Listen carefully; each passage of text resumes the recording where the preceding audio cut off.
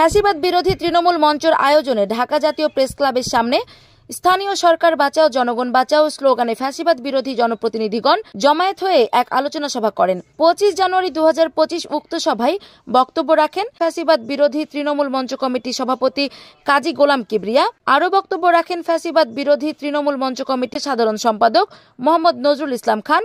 এছাড়াও বক্তব্য রাখেন ব্যারিস্টার ফুয়াদ এবি পার্টে।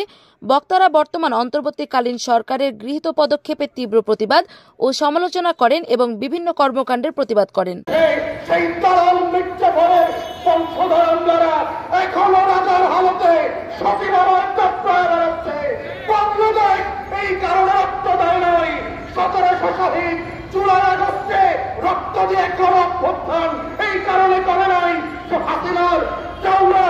সন্তানরা যে সকল পাটপাড়ান্ডারা বাংলাদেশ বিক্রির চাষ করেছে, শত শত সড়ক আটচক্তি করে ভারতের কাছে রাষ্ট্র বিক্রি করে দিয়েছে, সেই দালালান্দাজের কথায় আমাদের এখনো চলতে হবে।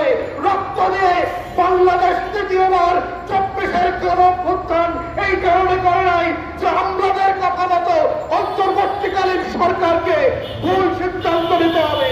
এই